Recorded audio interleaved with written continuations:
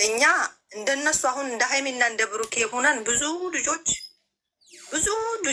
እንትን ያልን አለ።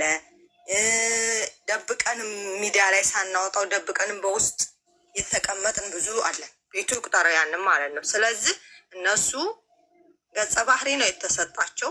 ብሩኬ እኛ የምንልከውን አምታጅ ዝም ብሎ እወድሻለሁ እያለ ባፉ እንትን እያለ የሚበላ ወንድ ሆኖ ነው ብሩኬ ገጸ ባህሪው ማለት ነው። ብሩኬን እንግዲህ ከመጀመሪያ ጀምሮ የምታውቁ ሰዎች የብሩኬን ጸባይ የብሩኬን ባህሪ የምታውቁ ሰዎች ታውቁታላችሁ መቼም ማለት ነው። ሃይሚ ድብቅ ካሜራ አርጋ እንደዛ እንትን ስትለው ለሃይሚ እንኳ ለሚወዳት እንኳ አልተሳሳተ ሌላ ሰው ጋር ተሳስቶ ይሄን ያመጣል ብላችሁ አእምሯችሁ ላይ ባትጽፉ ደስ ይለኛል። ይሄ ነገር የተሰጠው ገጸ ባህሪ ነው። ሃይሚዬ ደግሞ እኛ ደም እንባ ነው የምናለቅሰው። ይኸው ቤት ልሰራልሽ ነው ቀድሞ ካንቺ በቀር ሴቶችን ዙሪያ ላይም እያለ እየበላን እየጋጠን እኛ ባፋችን በቅጣችን ተደፍተን የምንሰራውን ወይንም ሁሉ ነገራችንን ህይወታችንን አሳልፈን የሰጠነው ሰው እንደዛ አድርጎ አይ ቆይ ሰው አያየኝም ብሎ በሆነ ስተት ስሜት ወይንም ሌላ ሴት ጋር እየተገናኘ ለዛችም አለሁልሽ ይላል፣ ለዚችም አለሁልሽ ይላል። እንደኛ ሁና ነው ሃይሚ የሃይሚ ገጸ ባህሪ የተሰጠው። ቤኪ ደግሞ ብሩኬን አጋዥ ነው። ፍፄ ደግሞ ይሄ ነገር እንዴት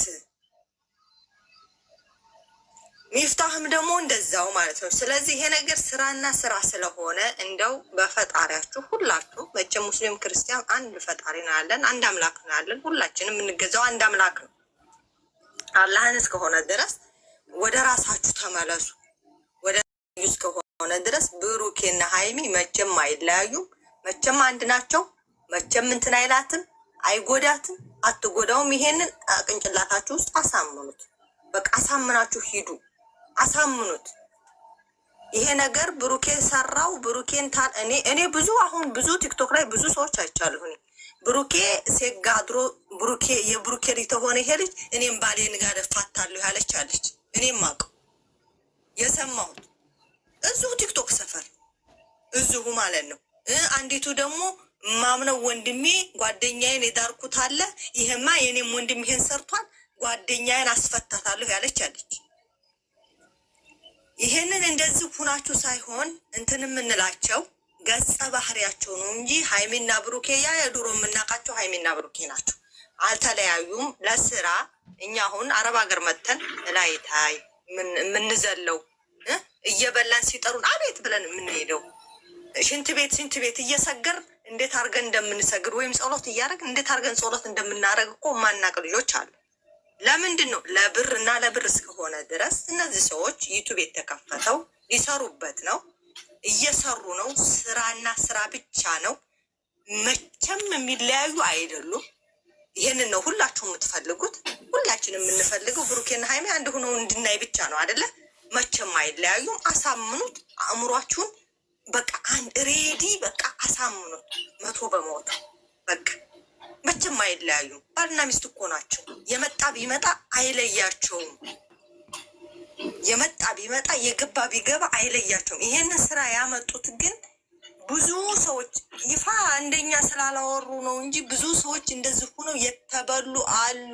እዛው ሀገራችንም ሴቱና እንደ ሃይሚ አላለቀሰች የለችም፣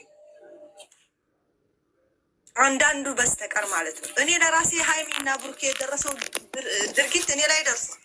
እኔ ላይ እየደረሰ ነው። እኔ አንሻ የምታወት አንሻ ላይ እየደረሰ ነው። እኔ በፊት ወፍራም ነበርኩ። አሁን ብታውኝ ማለት ነው ንፋስ ይወስደኛል። የንደትና የእንትን ማለት ነው። በቃ ይሄ ነገር እነሱ የሚሰሩን ነገር እኔ ህይወት ላይ ያለፈ ነው። እኔ ህይወት አሁን ያለሁበት ህይወት ላይ አሁን ያችንም እኔንም ወዳለሁ ይላል፣ ያችንም አግብቶ ተቀምጧል። እገዛ ሰራሁ ቤቴ እንትን አልኩ ቤቴ ማለት ይሄንን ነው ይዘው የመጡት እነሱ። ይሄንን ይዘው የመጡትን ነገር እኔ የላቸው ከቻል ሶበር አልከን ከቻል ሙሉ ማየት ካልቻልን ደግሞ ከፍተን እንተውላቸው። በቃ ለስራ እስከሆነ ድረስ ይስሩ። እየተሳሳሙ እንትን እያሉ ሲመጡ ተላላሱ፣ ጠናባቸውን እኛ ማለት ነው። ምሬን እኮ ጠናባቸው። ተላላሱ ደግሞ እነዚህ እያን እየተናገርን ነው። ላይቭ ላይ ሲመጡም እንደዛው ጠናባቸው። አሁንም 10 ጊዜ ላይቭ 10 ጊዜ ታብታብ አድርጎ 10 ጊዜ እንደዛ አድርጎ እያሉ ያን እንትን እንላለን። ይሄ ደግሞ እንደዚህ አይነት ሲመጣ ደግሞ እኛ ለቀስ እኛ እንትን አልቅሰናል። ትናንት በተለይ በጣም ነው ያለቀስነው። ምንድነው ሀይሚ እንደዛ ሆና ስለማንወድ ስለማንፈልግ እንደዛ ስታለቅስ ስለማንፈልግ እንደገና ተለያይተው ሊለያዩ ነው ብለን ደግሞ ስለተጨነቀ አሁን አእምሯችንን እና እንትን እንበለው እንዴ። ለካ ብሩኬ ሀይሚን ፈትነዋለች። በሌሊት ቢጃማ በሌሊት ልብስ ሆኖ የሆነ ስሜትን በሚያነቃቃ በቃ የወንድ ልጅን ስሜት በሚፈትን ልብስ አርጋ ቪዲዮ ሰርታለች። ምን ያህል ብትተማመንበት ነው ይህን እንዲህ አረገችው ብለን ነፍሳችን ጥያቄ ፈጥሮብን ነበር አይደል? እንኳን የማያውቃት አንድ ቀን አወቃት ጋር ወይንም ይቺ ባለትዳር የታወቀች ባለትዳር ናት፣ ባላላት በስነ ስርዓት። ለስራ ግን መጣች። ለምንድን ነው ለስራ የመጣችው? ብር ስለሆነ ስለሚከፈላት። አሁን እኛ እንዲከፈለን አይደል እንደምንሰራው። ስለዚህ ብሩኬንም አትሳደቡ፣ ሀይሜንም አትሳደቡ፣ ሚፍታህንም አትሳደቡ። እኔ አትሳደቡ እያልኩ ደግሞ መብታችሁ ነው። መብታችሁን መገደብ አልችልም። ግን የሆነ የምንናገረው መጥፎ ቃላቶች አሉ። ይሄንን